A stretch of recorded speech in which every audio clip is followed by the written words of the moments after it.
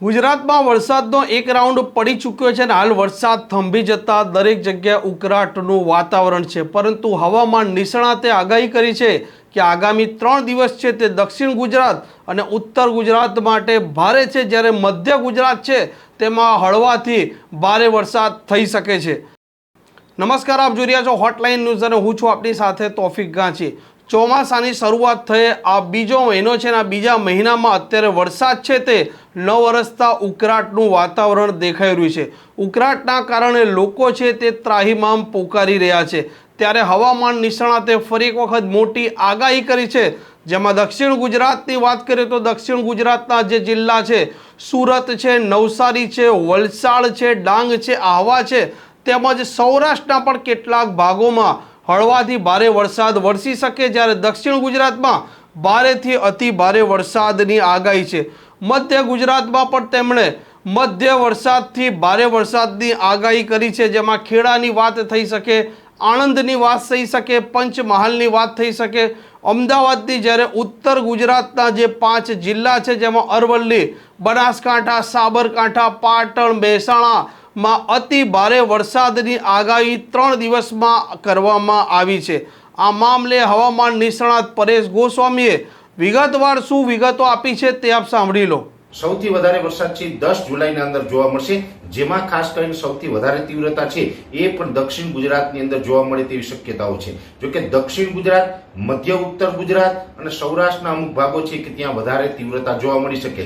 હવે ખાસ કરીને જે દક્ષિણ ગુજરાતના વિસ્તારો છે એમાં જે રાજપીપળા હોય અથવા તો ભરૂચ, અંકલેશ્વર, સુરત, વલસાડ, વાપી, બારડોલી, બિલીમોરા, ડાંગ, આહવા, આ જે તમામ વિસ્તારોની અંદર 9, 10 અને 11 3 દિવસ સુધી ભારેથી અતિ ભારે વરસાદની શક્યતાઓ છે અને અમુક જગ્યાએ ગાજવીજ સાથે અને પવનની સ્પીડ સાથે પણ વરસાદ જોવા મળે તેવી શક્યતા અમે દક્ષિણ ગુજરાતની અંદર માની રહ્યા છીએ। એ સાથે મધ્ય ગુજરાતના વિસ્તારો છે જેમાં અમદાવાદ, ગાંધીનગર હોય, આણંદ, નડિયાદ હોય અથવા તો બરોડા જેવા વિસ્તારો છે, આ તમામ વિસ્તારોની અંદર મધ્યમ વરસાદો જોવા મળશે। એકદમ નબળા પણ નહીં અને એકદમ ભારે પણ નહીં, મધ્યમ વરસાદો છે એ મધ્ય ગુજરાતના આ વિસ્તારોમાં જોવા મળે। બાકી મધ્ય ગુજરાતના બીજા ભાગો છે એટલે કે છોટાઉદેપુર હોય, દાહોદ, ગોધરા છે અને મહીસાગર જિલ્લો છે, આ તમામ વિસ્તારોની અંદર મધ્યમથી ભારે વરસાદની શક્યતાઓ છે। એટલે કે દક્ષિણ ગુજરાત પછી બીજા નંબરે દાહોદ, ગોધરા છે, મહીસાગર છે, છોટાઉદેપુર છે, આ વિસ્તારોની અંદર સારા વરસાદો થાય તેવી અમે શક્યતાઓ માની રહ્યા છીએ।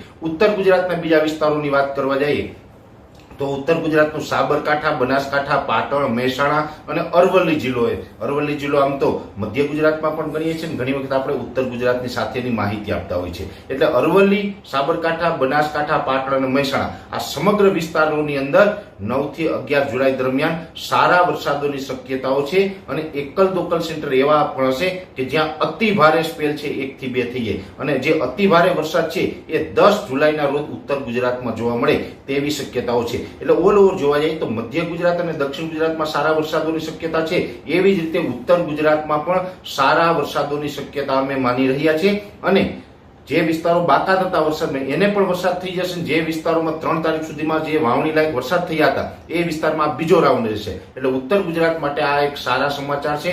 ખૂબ સારા વરસાદો છે એ આવનારા 3 દિવસ દરમિયાન ઉત્તર ગુજરાતમાં જોવા મળે તેવી શક્યતાઓ છે। મોટા ભાગના વિસ્તારોની અંદર મધ્યમ વરસાદ હશે, પણ અમુક સેન્ટર એવા હશે કે ત્યાં અતિ ભારે વરસાદ પણ ઉત્તર ગુજરાતમાં જોવા મળી શકે છે।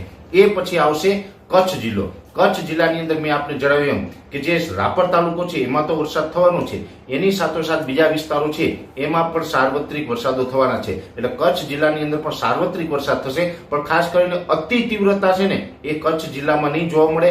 કચ્છ જિલ્લામાં વરસાદની તીવ્રતા ઓછી હશે, પણ જે જરૂરિયાત પ્રમાણે ખાસ કરીને ખેતી પાકને જે જરૂર હોય એટલો આપણે મોલ મે કે કહીએ જેને એવો મોલ મે છે એ થઈ જશે। મધ્યમ અને જરૂરિયાત મુજબનો વરસાદ છે એ કચ્છ જિલ્લામાં પણ આવનારા 3 દિવસ દરમિયાન જોવા મળે તેવી શક્યતાઓ છે। એ પછીની વાત છે સૌરાષ્ટ્રની।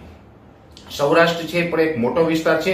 જનરલી જોવા જઈએ તો ગુજરાતની અંદર સૌથી વધારે વરસાદ છે દક્ષિણ ગુજરાતમાં પડે છે અને બીજા નંબરે વર્ષની એવરેજ પ્રમાણે સૌરાષ્ટ્રની અંદર વરસાદો જોવા મળતા હોય। સૌરાષ્ટ્રની અંદર પણ 9 થી 11 જુલાઈ દરમિયાન સાર્વત્રિક વરસાદની શક્યતાઓ છે। જો કે જે દક્ષિણ ગુજરાત અને મધ્ય ગુજરાતના જે પૂર્વ ગુજરાતના જે ભાગોમાં અતિ ભારે વરસાદ પડવાના છે, એમ દક્ષિણ ગુજરાતની સાથોસાથ એવા અતિ ભારે વરસાદો છે એ સૌરાષ્ટ્રમાં નહીં જોવા મળે. સૌરાષ્ટ્રના એકલ દોકલ સેન્ટર કે અમુક જિલ્લાની અંદર અતિ ભારે હશે, બાકી મોટા ભાગના વિસ્તારોની અંદર મોલ મે હશે. એટલે કે મધ્યમ, જે આપણી જરૂરિયાત મુજબનો સામાન્ય અને સામાન્ય કરતા મધ્યમ વરસાદ છે જોવા મળશે. એટલે એકંદરે સારો રાઉન્ડ છે ને એ સૌરાષ્ટ્ર માટે હશે. સૌરાષ્ટ્રની અંદર ખાસ કરીને મોરબી, સુરેન્દ્રનગર જિલ્લો એવો છે કે જ્યાં સૌથી ઓછા વરસાદો પડતા હોય છે, પણ આ રાઉન્ડની અંદર મોરબી, સુરેન્દ્રનગરની અંદર વરસાદનો સારો એવો લાભ મળશે તેવું મારું અનુમાન છે.